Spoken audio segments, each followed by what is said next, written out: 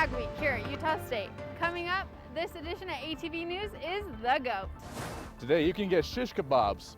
We'll show you what else you can do for the rest of CAAS week. We'll show you why Logan School District is debating removing these from the classroom.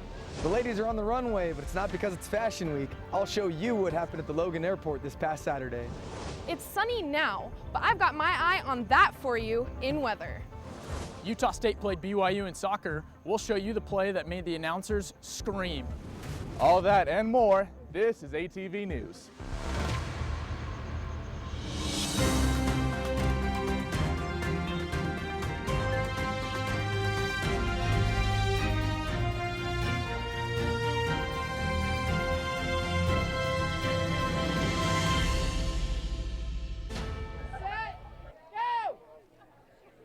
Have you ever milked a cow?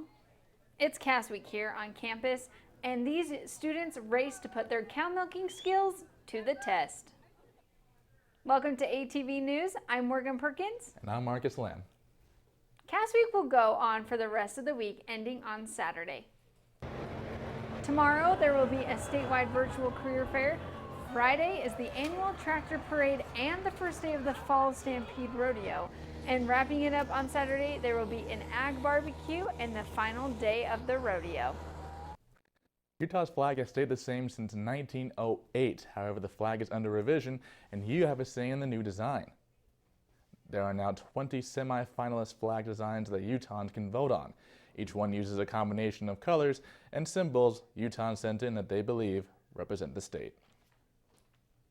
To see all 20 designs, vote on one, check out the link on our Facebook page.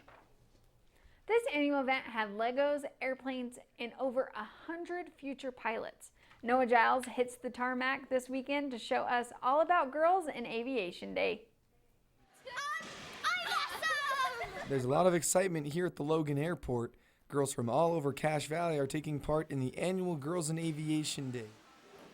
Sitting in the cockpit of an airplane or learning how a helicopter works are only some of the day's events. It's an opportunity to learn about aviation and what they can do to join this growing and necessary field. Just change where the nose is pointed. Growing up, I didn't know these things existed, honestly. It would have been cool if I had known. Sometimes have power, sometimes don't, and we chuck them off the side of a mountain. With the pilot shortage across the country, I might even try flying one of these planes. The airlines are hiring so fast and we have so many students that they get their hours, 1,000 hours, and they're off to the airlines. Not just pilot shortage, but maintenance shortage, air traffic controllers. But why get into aviation in the first place? Being a pilot is a great job. You only work half the month, you get paid a boatload of money, you get good schedules, you get to pick airplanes, you get to fly to exotic places. It can be a lot of fun for somebody that wants to do that. But Girls in Aviation Day is about more than Legos and paper airplanes. It's about giving women and young girls more opportunities to succeed. Obviously, it's very male dominated. Right now in aviation, it's between 4 to 6% pilots are female. Our program at Utah State University is over 12% female, so we're doing what we can for this underrepresented population. Noah Giles, ATV News. The aviation program will be heading to Price in October for a flight competition against other Utah schools. Logan School District is currently debating removing pride flags in classrooms.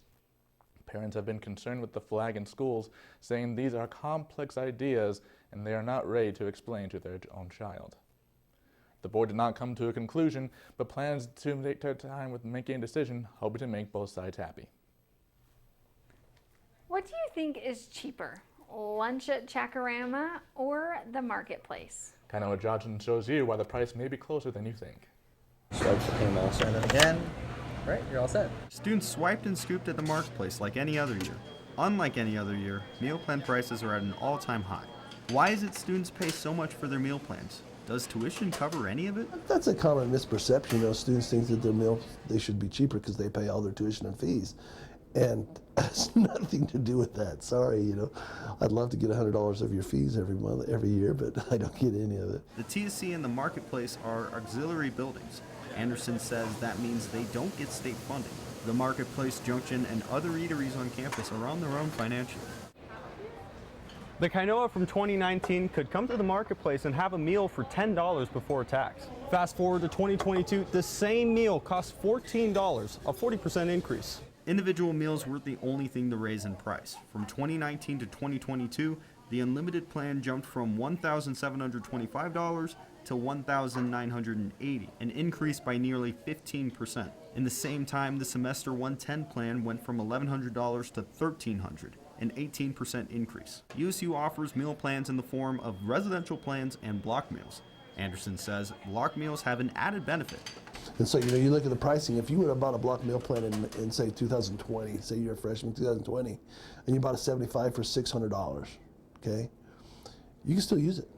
If you still have meals, you still use it, versus $712 now. So it's $112 cheaper when you bought it, but you're still eating off of that $600, Not everyone was lucky enough to buy a block meal back in 2020. So how are students filling their stomachs while emptying their wallets? In the grand scheme of things, it seems pretty expensive, like when you're just dropping $2,000 right off the bat. If you use it as much as I do, then it kind of equates to $15 a day or something like that.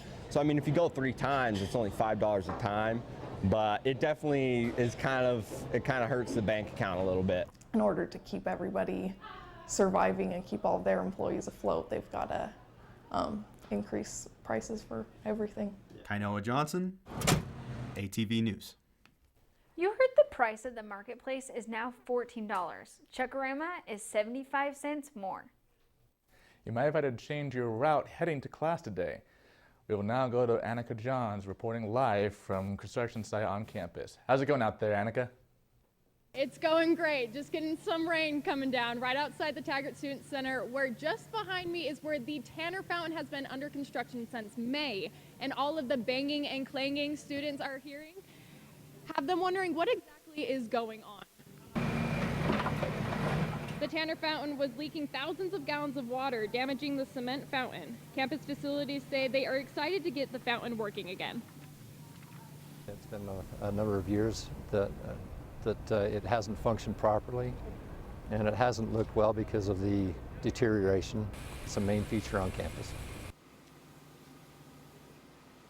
Whitaker says that the new fountain will look exactly the same, but the construction crews are adding electrical outlets into the cement for events held there.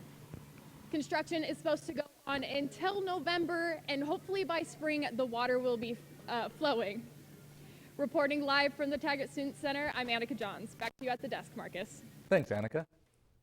Hispanic Heritage Month is officially underway. Katie Vargas shows you how Logan Latinos are celebrating and the deeper meaning behind the festivities.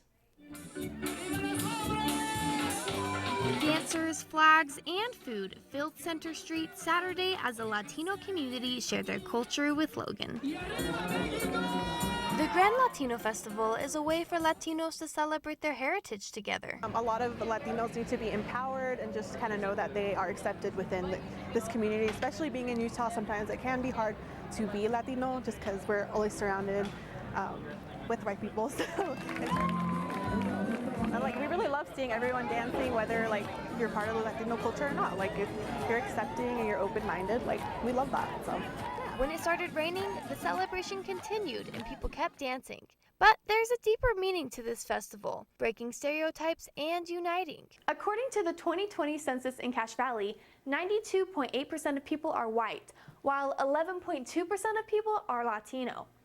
And Latinos in the community, like Aleja Longoria, an employee for USU's Latinx Cultural Center, says that it's hard to express yourself and your culture when you are a minority in a predominantly white community. A lot of people, see us as lazy people or people that commit crimes or rapists, anything you can think of. But in reality, most of our parents come here to the United States to give us better living.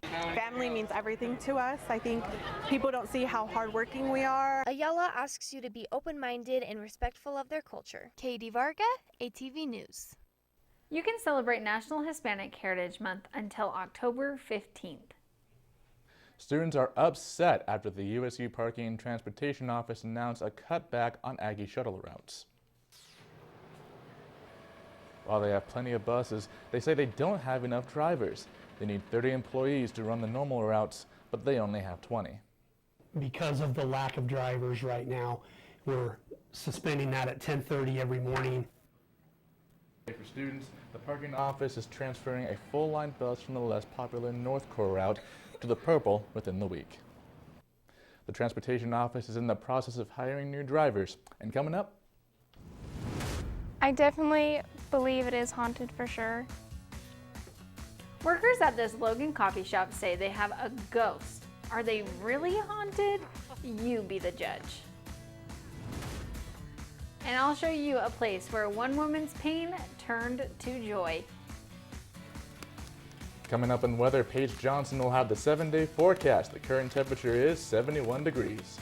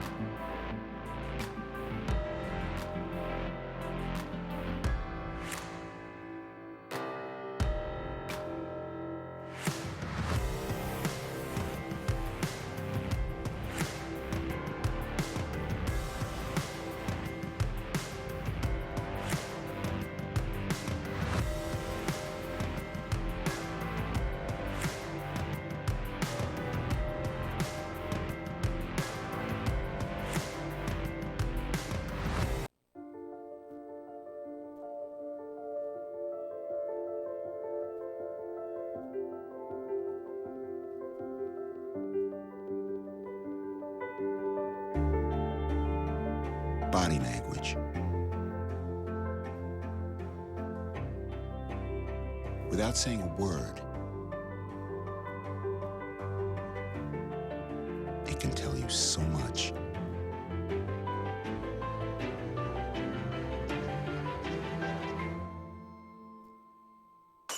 Like someone is having a stroke. Know the sudden signs. Learn fast. F, face drooping. A, arm weakness. S, speech difficulty. T, time. Time to call 911 immediately. The sooner they get to the hospital, the sooner they'll get treatment. And that can make a remarkable difference in their recovery. Learn the body language, the sudden signs, and spot a stroke fast.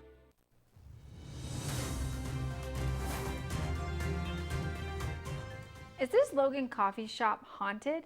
Sarah Murphy went to the shop and met with paranormal investigator to show you the evidence so you can decide for yourself.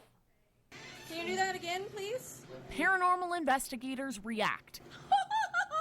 Yes! They say this video caught a motion light turning on with no one around to trigger it.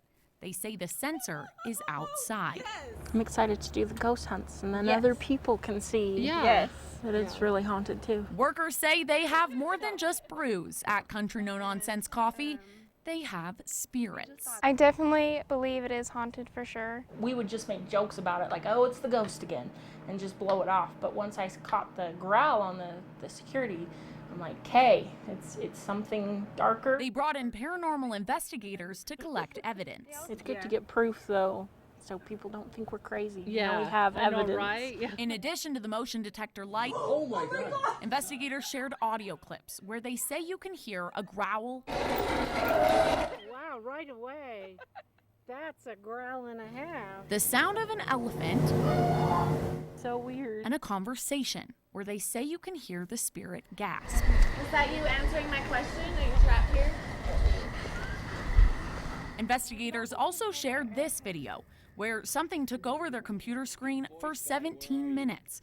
They say their Wi-Fi was off. Sarah says the four walls of the coffee shop aren't where the spirits stop. She says they continue to feel their presence in the batting cages right next door. After we caught the growl, then I didn't want to be here at night. Like,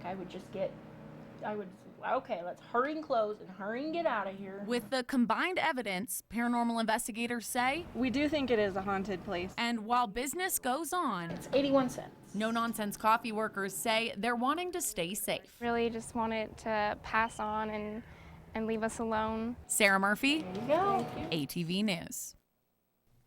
Country no-nonsense coffee workers say they're hoping to do more ghost tours in October. They say they plan to stop after Halloween so they don't irritate the spirits. Now, I'm more worried about the weather than those spirits. I know, it's only October. It's not even October, actually, and we are having some crazy weather. Right? I think this weather's probably dampened lots of people's moods today, but I'll show you more in weather.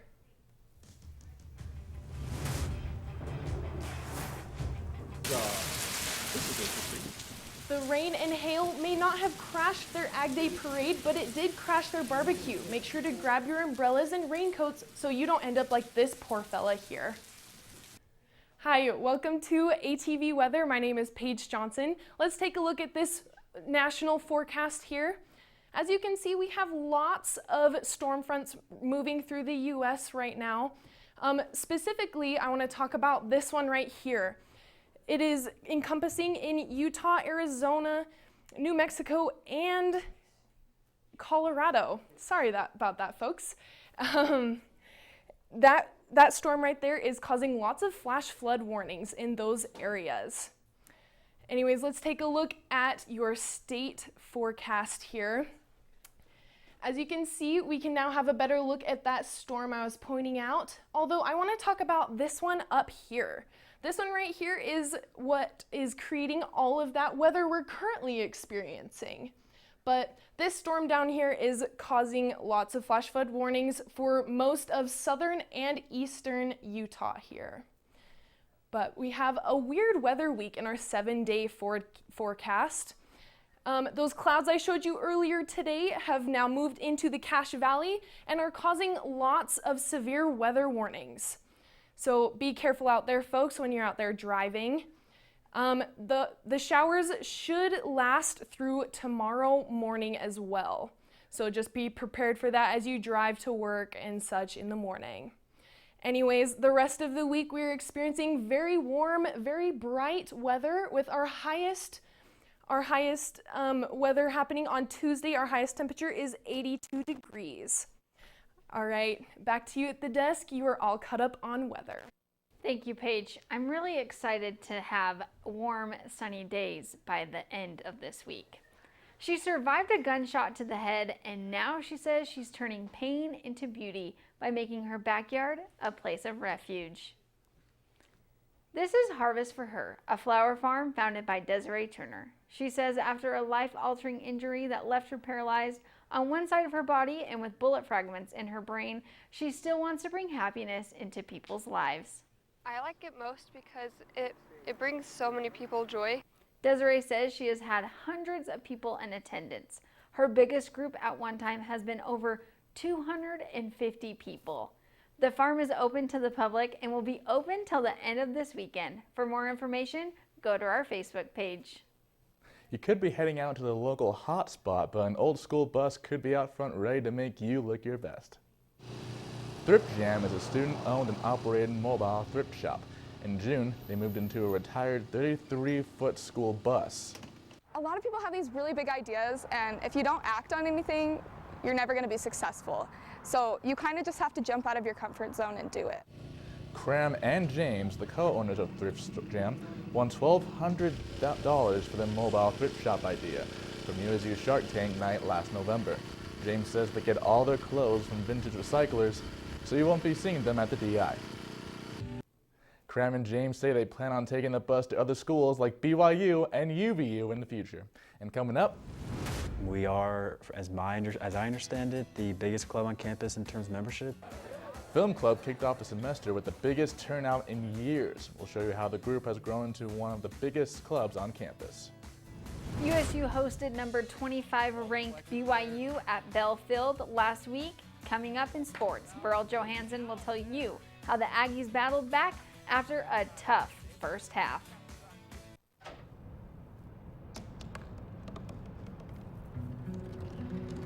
They said I couldn't dream. Called me a piece of trash and swore that's all I'd ever be.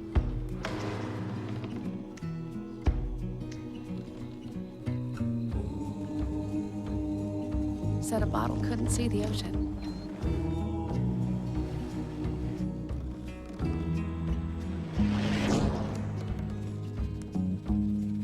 give up. Go back to the dumpster.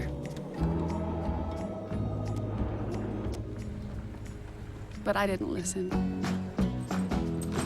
I made my way.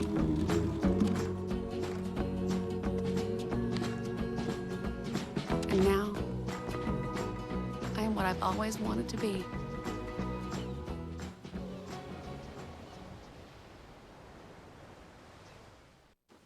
What to expect when you're expecting a teenager. Today we're talking about how to wake up your teen, and this works literally every time.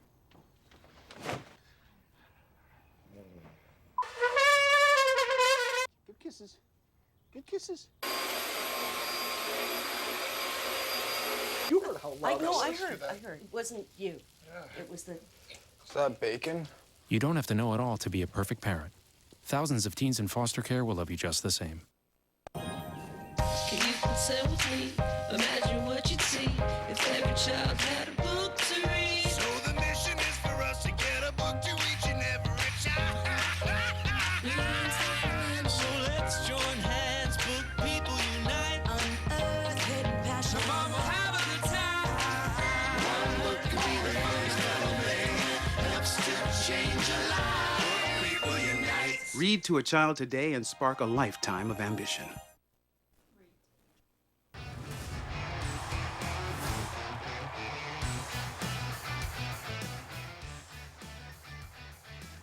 Utah State soccer hosted number 25 ranked BYU last week in a physical battle. Welcome to ATV Sports. I'm Verl Johansson. Now let's get back to the USU-BYU game. The Aggies almost scored off an early breakaway from freshman Tess Wirtz, but her attempt for a second goal this season was denied. The Cougars took over from their physicality and took the lead off this bending shot from Brecken Mazingo. The goal was Mazingo's team-leading 6th of the season. Now, BYU controlled the rest of the first half, but the Utah State defense held, thanks to some help from the post, not just once, twice, but 3 different times. The post came in big to help De'Ara Walton and the Aggies keep close to the Cougars and stay down by only 1. Sparked by a message from head coach Manny Martins in his second year with the team, Utah State started the second half with an early chance. Senior Nicole Hadlock stole the ball from the defense and sprinted off towards goal. But her shot just couldn't get past the goalkeeper. It wasn't until the 83rd minute that Utah State scored the equalizer. Senior Kelsey Salveson-Harmer launched this ball into the box where senior Whitney Lopez rose up and headed it into the goal. Oh, there it is! That's a goal! Catching the announcers and all the fans off guard. Not only was it Lopez's first goal of the season, but Lopez became the 9th Aggie to score this year. Now, just a few minutes later, the Aggies almost scored the game winner, but senior Sarah Taylor's deep shot was off target, just going wide, ending the match in a 1-1 draw. The Aggies visited Northern Colorado on Sunday and came out on top, thanks to a 75th minute goal from London Miller, her 3rd goal this season, who leads the team in goals. Volleyball traveled south to face Utah and Weber State over the weekend. The Aggies fell to the Utes 3-0 before bouncing back the very next day in a 3-2 win over the Wildcats. The Aggies return to Club Estes tomorrow night against Air Force. Women's tennis played in their first fall tournament at the ITA Bedford Cup in the mountains in Colorado, but no Aggie players made it past the second round. Men's tennis traveled to Idaho for the Boise State Invitational. Seniors Javier Ruiz and Rocco Saban finished in 2nd place in doubles play, while junior Stin Parda Cooper finished 3rd in singles. Men's golf traveled to Indiana to the Valpo Fall Invitational. They ended up 12th out of 17 teams. Utah State football starts Mountain West Conference play on Saturday when they host UNLV in their first ever mental health awareness game. The Aggies will wear green ribbons on their helmets for the match. You're all caught up on your Aggie sports. Back to you at the desk, Morgan. Thanks, Verl. I am so excited for this Saturday game. And not only can you go get some Ag Day barbecue before the game and feed your tummies, but watch a good game this week. Turnout at USU's Film Club could get as low as 2 people 2 years ago. They kicked off this school year with 102. Claire Scott shows you how Film Club grew to be one of the largest clubs on campus. 20 minutes past 7, people are still finding their seats for the first film club showing of the year. And by the sound of things, it was a great first showing. We smashed our record with 102 for Marcel the show she was on. It was, as my grandmother might call, a hoot. We love to meet everyone. The bigger turnout could be attributed to the relaxed nature of the club. Good, because it's really just a time that you can like go chill with your friends and like watch a movie and then like talk about it with other people that care about watching movies. While perhaps not the most demanding club at USU, Film Club is not just an excuse to sit back and snack on popcorn. We usually have discussions at the end. It was just nice to talk about the themes of the movie, which is like community, friendship. Juxtapose it with really good comedy. It lets people hear each other's thoughts and see new points of view and perspectives on what they just watched. Before every meeting, you can find Martinez visiting with old and new members, showing the sense of community that Miller says brought him back this year. My experience last year was very good. I felt like I've just met good people, a lot of good people. Even as the discussion concluded and the room emptied, spirits remained high. Martinez says the night was a success. That's been my favorite part of Film Club, has been growing it to expand the horizons of people at USU and their journeys with film. The growth Film Club has seen these past few years isn't just celebrated by Martinez. Can you guess the number that we hit tonight? 100 people? 102, yeah. Dude, that's so incredible. Claire Scott, ATV News. Film Club meets Mondays at 7 in room 150 in the Fine Arts Building. In other news, foster children sometimes don't have all the items they need when moving to a home. Little Lambs is an organization that is looking to help. A golf scramble was held this past Saturday. Golfers teamed up to reach out to those in the community to help spread the word of Little Lambs. You know, if we only had a small handful, it's still helpful to be able to, purchase these items that, we're in dire need of. The donations reached over $4,000, and those who hit the farthest earned themselves a prize. Do you know how much food Americans waste? JC Caldwell shows us it's not just the food you scrape off your plate and what you can do to get food where people can eat it. Gleaning team volunteers pick all kinds of fruits and vegetables. Today's backyard harvest will go to local nutrition centers and food pantries. From July to October, they average 6 hours a week picking and collecting anywhere from 50 to 150 pounds of good produce. They can count on their volunteers. They can't count on how much produce they'll get. We do obviously have goals, but having set amounts of poundage or things like that is difficult because it depends on the harvest season. After the picking comes the sorting. Volunteers separate the fruit into different grades. It's either grade A, which you would expect to find at a grocery store, grade B, which is still good fruit but needs some cleaning up, or no good. Even grade A fruit would rot on trees if it weren't for the gleaners. In the United States, 40% of food gets wasted. And I would imagine that the Cache Valley statistic looks something like that. The unpaid gleaners hope every pear brought down from a tree will be one more pear brought to a kitchen table. Food recovery is a huge deal, especially in Cache Valley, so having fresh produce available for families and for the snack pantry will always be important. JC Caldwell. It's a great way to get involved in your community. ATV News. You can volunteer until the end of the harvest season at the end of October.